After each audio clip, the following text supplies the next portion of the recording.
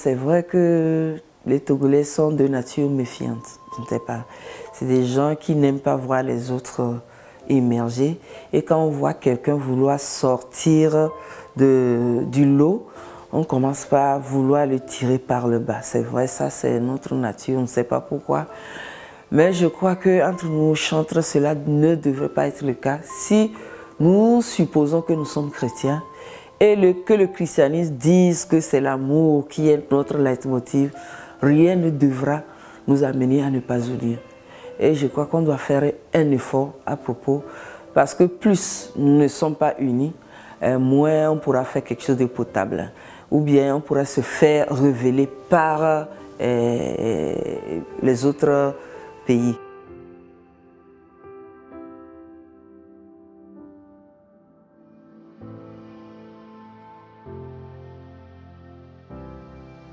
Totalement, je peux dire non, mais quand même on a fait la grande partie. Parce que à ce jour, je crois que l'U7 regroupe et l'ancienne génération, comme on a l'habitude de le dire, et la nouvelle génération. Et vraiment, nous nous félicitons pour cela et nous disons bravo à tous ces jeunes-là qui ont décidé de prendre en main leur destinée.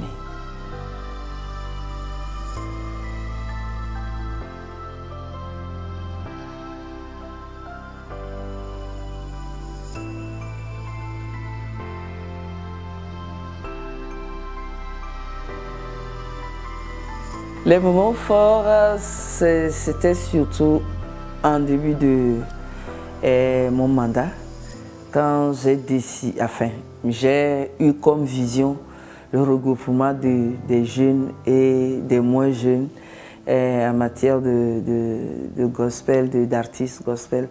Et ça n'a pas été facile. J'ai senti la réticence de ceux qui étaient déjà là et j'ai senti aussi la méfiance de ceux des jeunes émergents, s'ils ne veulent pas nous céder la plateforme, donc nous allons rester dans notre coin et faire aussi notre ministère. Et là, il fallait convaincre les moins jeunes et convaincre les jeunes en leur disant que, au fait, lorsque nous serons ensemble, nous pouvons faire beaucoup d'exploits et changer le gospel togolais. Il y a eu des mépris. Il y a eu des trahisons, il y a eu même des injures, mais nous avons tenu le coup parce que nous nous sommes dit que pour pouvoir aller de l'avant, il faut certainement essuyer quelques difficultés et nous avons assumé.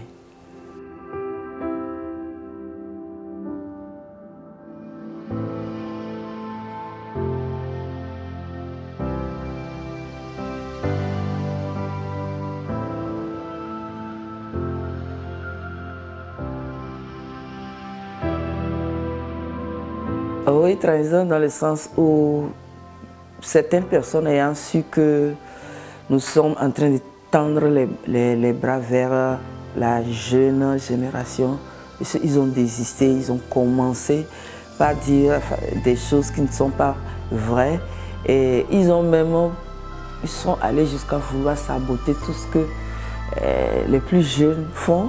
Et je me dis que même les plus jeunes aussi se sont sentis mal à l'aise en voyant que malgré tout leur talent, ils ne sont pas appréciés à leur juste titre par le public, alors que la moins jeune génération, malgré ses failles, sur le podium, est plus appréciée. Au fait, ce sont ces frustrations qu'il y a eu et qui a abouti à des clivages.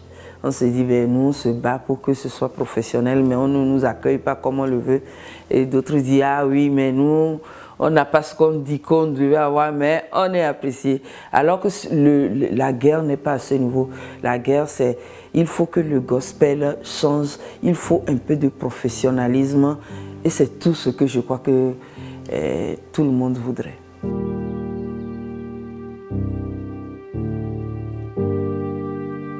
Effectivement, je suis en train de mettre sur place cette structure qui va, entre autres, faire la production des jeunes. Parce que nous nous disons que c'est vrai, quand on est jeune, on a tout ce qu'il faut comme trempe. Mais il faut reconnaître que plus on grandit, il faut aussi tirer ceux qui sont derrière pour une bonne alternance. Il y a cela 3 ans, nous avons organisé un concours où il est sorti 3 lauréats que nous avons commencé par produire. Celle-là qui est la lauréate, la première, elle dit ne pas être encore prête pour se faire révéler. Donc nous avons déjà produit le second et le troisième est en cours.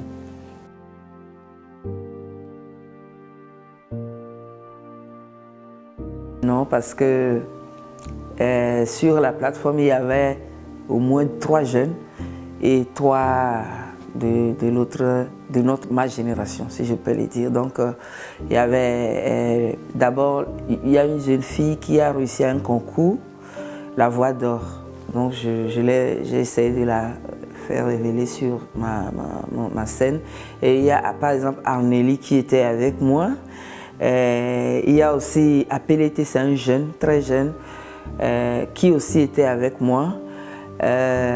Johnny Gifty, qui est entre l'ancienne et la nouvelle génération.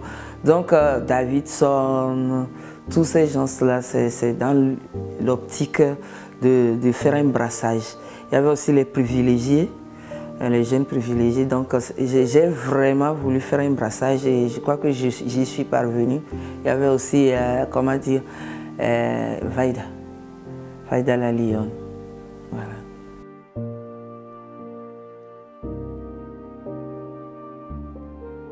J'en ai connu les faiblesses, c'est que j'ai manqué de soutien. Entre-temps, le premier bureau était bien avec moi, mais entre-temps, j'ai manqué de soutien, donc j'étais obligée d'aller seule jusqu'à ce que je ne finisse. Et ça m'a blessée un peu, parce que je ne m'y attendais pas. Je ne savais pas quel était le projet du bureau. Mais quand même, on a tout fait pour finir normalement, officiellement et légalement.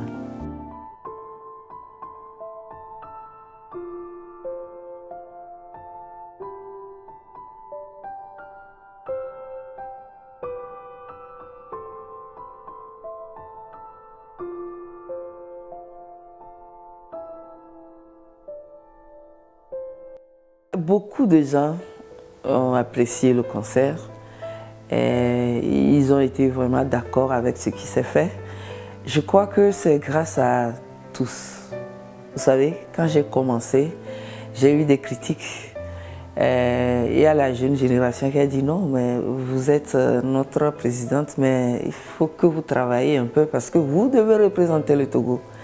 Et là, je me suis dit, ah tiens, ça c'est vrai. Ils n'ont pas menti. Même si d'aucuns ne l'ont pas dit de la bonne manière, je l'ai accepté et j'ai commencé par travailler. Voilà, j'ai commencé par travailler, je me suis prise un coach vocal et puis il y a les privilégiés qui m'ont offert leur service gratuitement au début, si on peut le dire. Avec eux, je m'entraînais. Et au fait, ça, c'est la confiance en soi qui m'a amené à cela. Sinon, ceux qui me connaissaient avant que je ne commence ma carrière savent que je chantais bien. Mais entre-temps, je ne sais pas si c'était la peur ou je ne sais pas le sous-estime. Hein. Le sous-estime de soi qui m'a amené à pouvoir dégrader mes compétences. Mais quand, entre-temps, j'ai compris que je pouvais faire mieux, et j'ai commencé, et voilà, et petit à petit, je crois que je vais aller là où je dois aller, au nom de Jésus. Donc, je convie aussi mes pères qui ont du mal à s'imposer, à s'affirmer sur le plan vocal, de commencer par travailler. Et je crois que sans le travail, on ne peut pas aboutir à cela.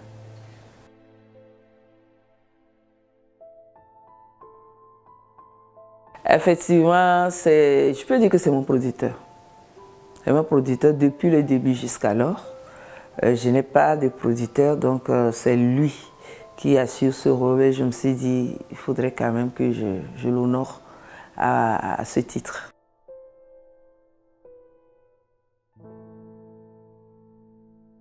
Oui, en même temps que je me dis que bon, il faudrait pas qu'on prenne une retraite. En même temps, je sens que je peux aller encore un peu loin.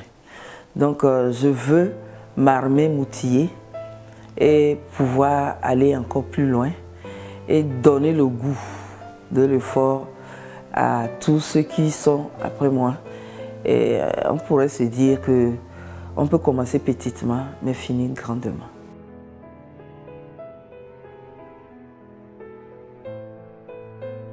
Si on peut prendre l'exemple de Dena Moana, c'est les Congolais eux-mêmes qui l'ont révélé, au fait.